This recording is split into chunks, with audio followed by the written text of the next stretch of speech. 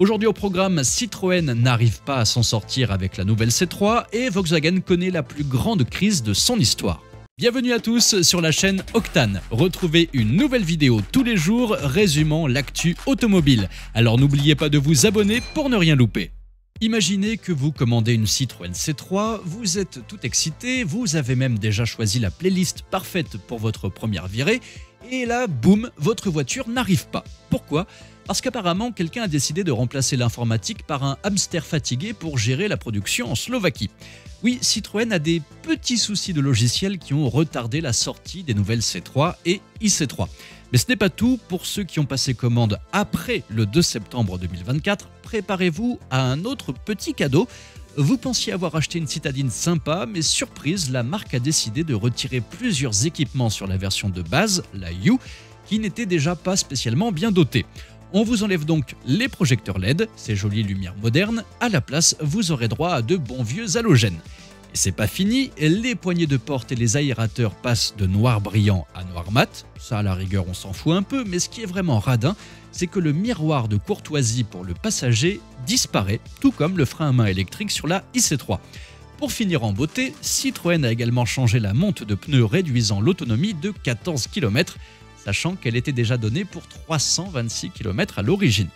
À ce stade, on se demande si Citroën ne va pas finir par proposer une version avec un seul pare-soleil, un seul siège réglable mais avec un dossier fixe, une seule porte qui s'ouvre de l'extérieur, un seul airbag à partager à 4 et une seule vitre qui s'ouvre façon 2 chevaux. Il ne manquerait plus que la version thermique soit équipée d'un PureTech, tiens. Et si vous pensez que c'est la fin des mésaventures pour la nouvelle C3, détrompez-vous, la production en série, prévue pour décembre 2023, n'a toujours pas commencé.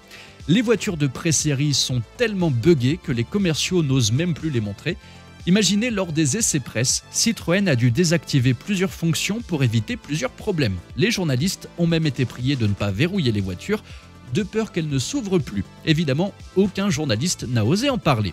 Mais ce n'est pas tout, contrairement à ce que Citroën aimerait nous faire croire, la plateforme de cette C3 n'est pas née en France, mais en Inde, grâce à Tata Engineering.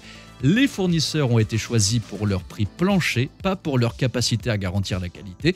L'adaptation aux normes européennes a été confiée à des sociétés externes, ce qui a coûté bien plus cher que prévu, un comble pour une voiture censée être low cost. Et pourtant, à l'heure actuelle, la voiture n'est toujours pas prête.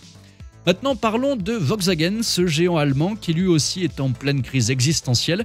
Figurez-vous que Volkswagen pourrait bientôt fermer des usines en Allemagne, une première en 87 ans d'existence.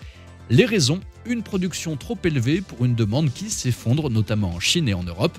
Il y aurait 2 usines de trop produisant 500 000 voitures par an que personne ne veut acheter.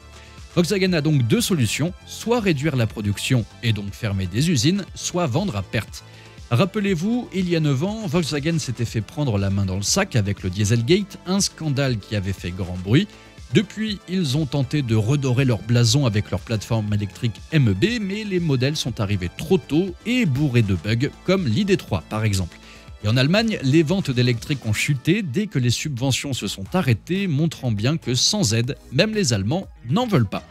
En Chine, c'est pire, les parts de marché de Volkswagen s'effondrent tandis que les marques locales grignotent le gâteau.